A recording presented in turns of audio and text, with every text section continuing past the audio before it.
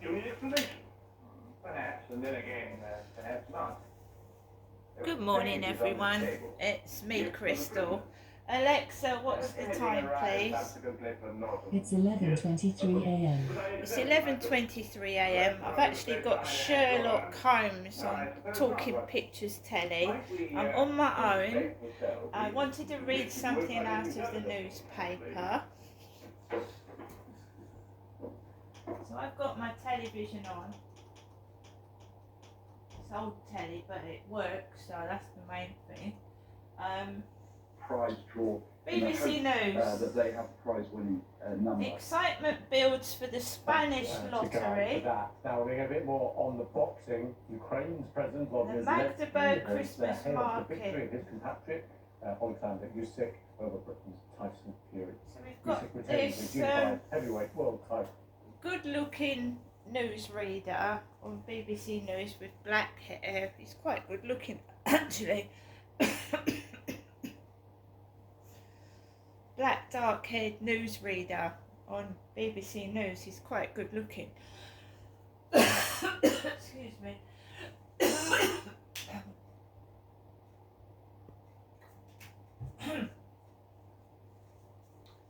Just watching a bit of the news. There's a white van parked outside my bedroom window. A white van with its indicators going off. Right. Good morning, everyone. So we're going on to this Christmas market carnage, which the Daily Mail has written about. And apparently, this guy had threatened to do something before this disaster happened. So, Christmas market carnage. The Mail on Sunday, December the 22nd, 2024, page 8 and 9. Police were warned a year ago that xmas market maniac was planning an atrocity. So they knew about this guy. Boy aged 9 is among 5 killed. More than 200 injured, 40 seriously. Why didn't barrier stop killer's BMW? By Inderdeep Baines in Magdeburg and Abdul Taya in London. The Saudi doctor who killed 5 people by ploughing his BMW into a Christmas market vowed to slaughter 20 Germans last year. German police were warned about unstable Dr. Taleb al-Abdul Mohsen in September last year, but did nothing more than take screenshots of his twisted online threats.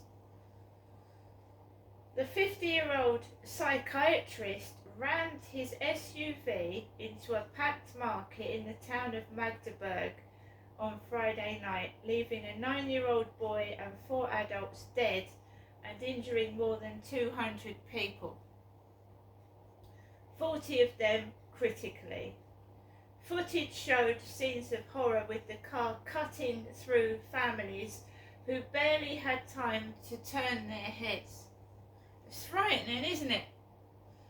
This could have been prevented, like so many others of the things that I see in the newspaper. It could have been prevented. A woman reported his online threat made in Arabic to Berlin police, as well as the German migration authorities, but no action was taken. Last night, she said, Al-Abdul Mohsen openly threatened the lives of Germans, but police didn't arrest him or take any action. This could have been prevented if the police had done their job properly. Well, how many times all across the world are people going to say this about the police? Al-Abdul Mohsen had bypassed security bollards and used an emergency corridor which should have been blocked for anything other than ambulances and police vehicles to enter the market.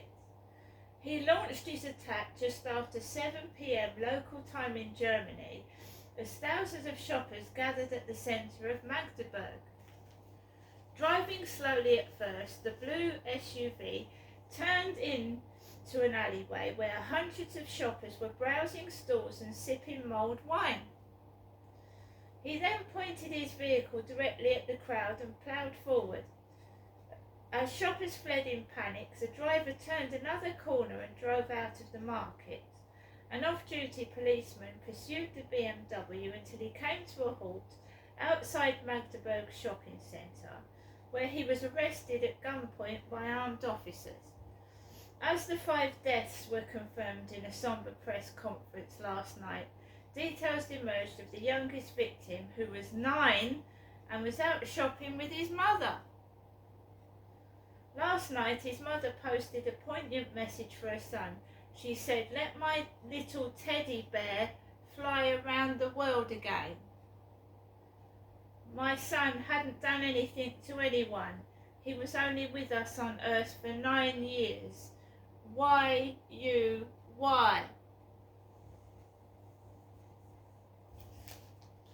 The boy was a member of the local youth fire brigade club. It posted, "We are particularly saddened by the loss of such a young life from our own ranks." As Germany grieved last night, anger was also boiling up with signs that troublesome days lie ahead. More than 1,000 far-right thugs descended on Magdeburg to protest against the attack, with anger visible on their faces. Although no violence broke out, there were fears that more such protests lay ahead. As Abdul Mohsen was being questioned, it was revealed that he was on drugs during the attack, but police did not give more details. Authorities said that his mental and physical states were being examined. The prosecutor said that the medic's grievance about how Germany was treating Saudi dissident asylum seekers was part of the investigation as a possible motive. Although his Saudi background and a vehicle attack on a Christian event had all the signs of an Islamist terror attack, Abdul Mohsen's background has shown that it was unusual and contradictory. Peter Newman, Professor of Security Studies at King's College London, said he is against Islam. He supports the right-wing AFD party. He is not an ISIS supporter, but he did an attack like an ISIS terrorist. So it is a bit of a cliche to say it, but this all may suggest mental health issues. There were also claims made on social media that the Saudis had warned the German authorities at least 3 times about Abdul Mohsen, but were ignored. But Professor Newman said that the claims could be part of a Saudi disinformation campaign, as Abdul Mohsen was a staunch critic of the country's rulers. German Chancellor Olaf Scholz, who visited the site of the attack, said that he was very worried for the 40 said to be critically ill. There were also questions as to how another attack on a Christmas market was allowed to happen.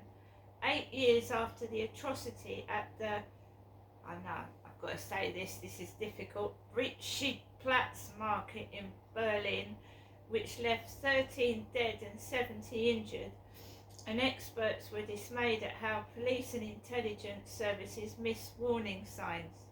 Abdul Mohsen was a Saudi ex-Muslim who openly made his threats on social media, where he endorsed far-right leaders such as Britain's Tommy Robinson. His warning of a killing spree last year followed a dispute with a German refuge for atheist asylum seekers. He claimed staff there sexually assaulted Saudi women. In a tweet he said, "Would you blame me if I randomly killed 20 Germans because of what Germany is doing against the Saudis?" In August he posted in Arabic, "I assure you that if Germany wants a war, we will fight it. If Germany wants to kill us, We will slaughter them, die, or go to prison with pride, because we have exhausted all peaceful means, and all we have received from the police, state security, the prosecution, the judiciary, and the Ministry of the Interior is more crimes against us. Peace is of no use with them. He also accused the country of allowing too many Syrian terrorists to enter the country. He tweeted, "Germany's goal has become clear: to spread Islam in Europe. They are attacking political movements critical of Islam by infiltrating them with corrupt people, including addicts, prostitutes, and thieves, in order to corrupt the movement from within." It says additional reporting by Daisy Graham Brown. There's another small piece. Double life. Dr. Al Abdul Mohsen rants about Germany and jihadis in an online blog 8 days before the horrific attack. So 8 days before it, he posted this.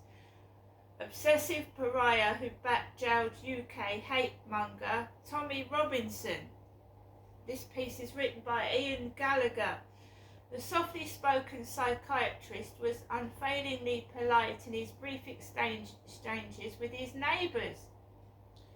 One called him reserved but upright. Others assumed he was a decent sort too. Why else was he quoted in the liberal media as a humanitarian activist who spoke out in support of female Saudi refugees fleeing oppression? But little about Dr. Taleb Al-Abdul Mohsen, 50, was quite as it seemed. Alone in his ground floor flat in the medieval German town of Bernburg, his patina of respectability soon faded along with his ready smile. There behind tightly drawn blinds, he worked long into the night on his computer, his kaleidoscope of paranoid views finding disturbing expression online. Some of his tweets were incendiary, and with Germans struggling to make sense of Friday's slaughter in Magdeburg, terrifyingly prophetic. "If Germany wants war, we will have it," he posted in August.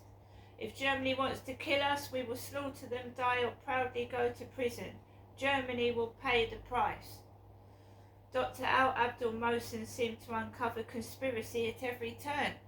The police were out to get him, he raged. Kill him even, though quite why was never exactly clear. Elsewhere he expressed support for political groups such as Alternative for Germany, AfD, which has been accused of flirting with Nazi rhetoric. He also endorsed our own far-right rabble-rouser, Tommy Robinson. Oblivious to all this, the neighbours in his apartment block were heartened by his professional status. However, some of his work colleagues at the Salus Fac Clinicum psychiatric facility thought otherwise. According to court records, he viciously attacked a colleague in 2018, but strangely the incident did not result in his dismissal. And as the years passed and he grew increasingly angry with the German government and legal system, he continued to post vague but violent threats online.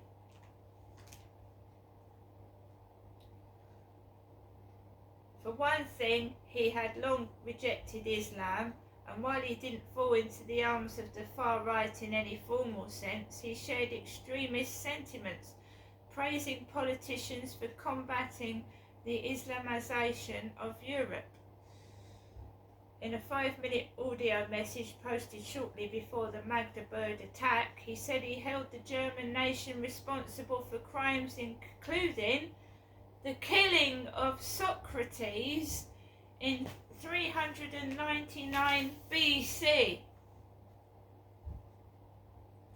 He also accused the authorities of stealing a USB stick from his postbox and said he held the Germans responsible for what I am facing. threatened with deportation in 2015, Dr. Al Abdul Mohsen claimed he was now an ex-Muslim and an atheist, and convinced officials that if he was sent back to Saudi Arabia, he would be executed for apostasy. He set up an Arabic internet forum called WhereReSaudis.net, giving practical advice to the country's dissidents, particularly women, on how to claim asylum in Western countries. On X, formerly Twitter, where he amassed 48,000 followers, he wrote widely about the horrors of Islamic countries, once posting a video of a woman being stoned to death. And it goes on quite a lot.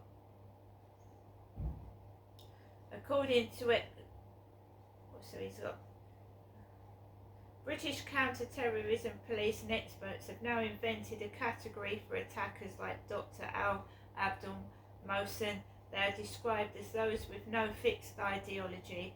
According to experts, these individuals are not committed to a fixed dogma like Islamists or far-right groups. Instead, they absorb extremisms from different strands. A security source said, but the end result is always the same: violence. And there's mourners laying flowers outside the Church of St. John, across the road from the horror scene. Terrible just before Christmas, but that is another story of the police not doing their job properly in Germany. And if they'd have dealt with this chap, that incident would not have happened. How many more times do we have to read these things in the newspapers? So he was on drugs as well. Absolutely terrible.